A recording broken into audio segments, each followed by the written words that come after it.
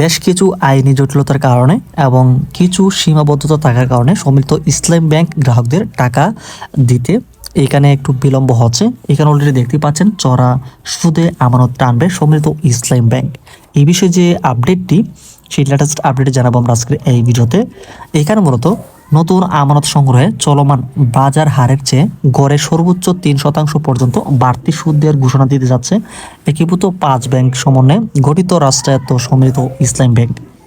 সব প্রস্তুতি ঠিক থাকলে আগামী মার্চ থেকে নতুন এই সুদ হার কার্যকর করে আমানত সংগ্রহ শুরু করবে। প্রাথমিক পর্যায়ে রাষ্ট্রায়ত্ত বিভিন্ন প্রতিষ্ঠান থেকে অগ্রাধিকার ভিত্তিতে আমানত নেওয়ার পরিকল্পনা রয়েছে এই ব্যাংকটির। সংশ্লিষ্ট সূত্রটি জানায়, নতুন ব্যাংকের প্রধান লক্ষ্য হচ্ছে সরকারি ব্যাংক হিসাবে গ্রাহকের আমানত পুনরুদ্ধার করা। এ লক্ষ্যে চড়া সুদে নতুন আমানত সংগ্রহের আগেই পুরনো ক্ষুদ্র আমানতকারীদের সর্বোচ্চ 2 লাখ টাকা পর্যন্ত অর্থ ফেরত দেওয়ার উদ্যোগ নেওয়া হয়েছে। অর্থাৎ যে ব্যাংকটি এখানে রাষ্ট্রায়ত্ত সম্মিলিত ইসলাম ব্যাংক নামে গঠিত হয়েছে, এখন এখানে লক্ষ্যর মধ্যে আমরা দেখতে পাচ্ছি নতুন আমানতকারীদের সংগ্রহটা ঠিক রেখে এখানে সর্বোচ্চ 2 লাখ টাকা পর্যন্ত অর্থ ফেরত দেওয়ার এখানে উদ্যোগ নেওয়া হয়েছে।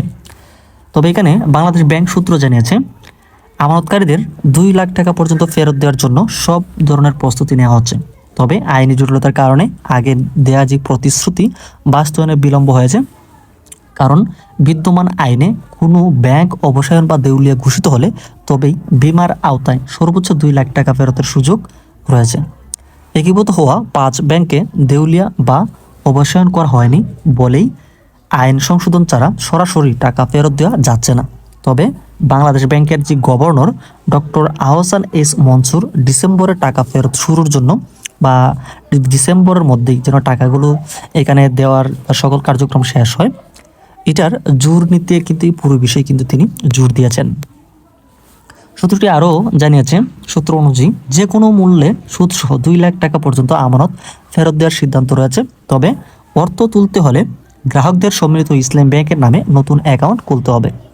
তো এখানে আমরা গত ভিডিওতে আমরাও জানিয়েছিলাম যে আসলে যেহেতু এটি সম্মিলিত ইসলাম ব্যাংক থেকে 5 ব্যাংকের গ্রাহকদেরকে টাকাগুলো দেওয়া হবে, এই সম্মিলিত ইসলাম ব্যাংকের এগেনস্টে একটি নতুন অ্যাকাউন্ট খুলতে হবে, যেটা কিন্তু আজকে আমরা এখানে দেখতেই পেলাম 2 লাখ টাকার মতো যেহেতু প্রথম কিস্তিতে এখানে আপনাদেরকে দেওয়া হচ্ছে, তো প্রথম ধাপে যেটা আপনারা টাকা পাবেন, তো এখানে মূলত একটি নতুন অ্যাকাউন্ট খুলতে হবে। তো এটা আমরা কিন্তু গত ভিডিওতে বলেছিলাম যে আসলে একটি বোর্ড মিটিংয়ে একটি চূড়ান্ত একটা সিদ্ধান্ত হবে, যে সিদ্ধান্ত আসলে নতুন অ্যাকাউন্ট করা লাগবে কিনা নাকি আসলে পুরাতন অ্যাকাউন্ট দিয়ে হবে, এই বিষয়ে কিন্তু বোর্ড মিটিংয়েই সব কিছু চূড়ান্ত হবে।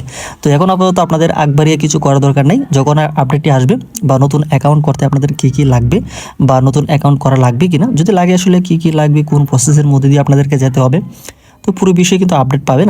আমরা আপনাদেরকে সেই আপডেটগুলি জানাবো। এখানে বাংলাদেশ ব্যাংকটি আরও জানায়, টাকা ফেরতের ক্ষেত্রে 3টি বড় চ্যালেঞ্জ কিন্তু এখানে তারা নিয়েছে, যেগুলো হচ্ছে নতুন ব্যাংকের নিজস্ব ডেটা সফটওয়্যার তৈরি। নতুন ব্যাংকের ডেটা সফটওয়্যার বলতে এখানে পুরাতন ব্যাংকগুলিতে যেই গ্রাহকের যে অ্যাকাউন্ট ছিল সেটার যে ইনফরমেশনগুলো, সেই ডাটাগুলো স্থানান্তর করে যেন এই সম্মিলিত ইসলামী ব্যাংকে পাঠানো হয়, সেটা মূলত ডাটা স্থানান্তর সফটওয়্যার সব কিছু কিন্তু এখানে তৈরি করতে বলা হয়েছে। তারপর দ্বিতীয়ত গ্রাহকদের তথ্য যাচাই এবং নতুন অ্যাকাউন্ট খোলা ও সেখানে থেকে অর্থ বিতরণ প্রক্রিয়া সম্পন্ন করা। অর্থাৎ এখানে গ্রাহকদের তথ্য যাচাই, অর্থাৎ 5টি ব্যাংকের অধীনে অনেক গ্রাহকই কিন্তু এখানে অ্যাকাউন্ট ছিল, তাদের সততা যাচাই করে সেই অ্যাকাউন্টগুলিকে মূলত এখানে যে সম্মিলিত ইসলাম ব্যাংকের এখানে পাঠানোর কথা এখানে বলা হচ্ছে, এমনকি যাচাই বাছাই করে এমনকি তার এগেনস্টে একটি নতুন অ্যাকাউন্ট খুলতে হবে, যেটা সম্মিলিত ইসলাম ব্যাংকের আন্ডারে থাকতে হবে। এবং তৃতীয়ত সেখান থেকে অর্থ বিতরণ প্রক্রিয়া সম্পন্ন হবে যদি সব কিছু ঠিকঠাক থাকে। তো এখানে সম্মিলিত ইসলাম ব্যাংকের যে চেয়ারম্যান রয়েছে আইয়ুব মিয়া, এখানে বলেছেন, ইন্স্যুরেন্স ফান্ডের অর্থ ইতিমধ্যে পাওয়া গিয়েছে, এখন পুরনো গ্রাহকদের হিসাব একীভূত করা এবং শাখাভিত্তিক 4 প্রক্রিয়া শেষ হলেই টাকা দেওয়া সম্ভব হবে। তিনি এখানে আশা প্রকাশ করেছেন ডিসেম্বরের মধ্যে গ্রাহকরা তাদের অর্থ পাবেন। টাকা বিতরণের জন্য বাংলাদেশ ব্যাংক একটি পূর্ণাঙ্গ স্কিম প্রস্তুত করেছে, যা চূড়ান্ত হলে প্রকাশ করা হবে এবং সে অনুযায়ী ব্যাংকগুলোকে নির্দেশনা দেওয়া হবে। তো যে সম্মিলিত ইসলাম ব্যাংকের যে চেয়ারম্যান এখানে আইয়ুব মিয়া কিন্তু বলেছে যে এখানে ডিসেম্বরের মধ্যেই আশাবাদী তারা তাদের যেই 5 ব্যাংকের গ্রাহকদেরকে টাকাগুলো দেওয়া হবে।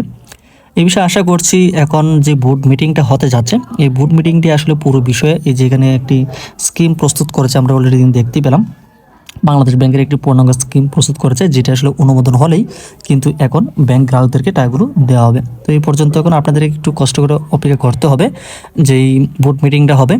তো সেই বইটিকে মূলত সব কিছু আলাপ আলোচনা হবে, চূড়ান্ত সিদ্ধান্তে একটি আসার একটি চান্সেস রয়েছে। আপনাদের যেই টাকাগুলো আসলে কবে দেওয়া হবে, নাকি আসলে 17 তারিখ থেকেই আপনাদের গতানুগতিকভাবে টাকাগুলো দেওয়া শুরু হবে।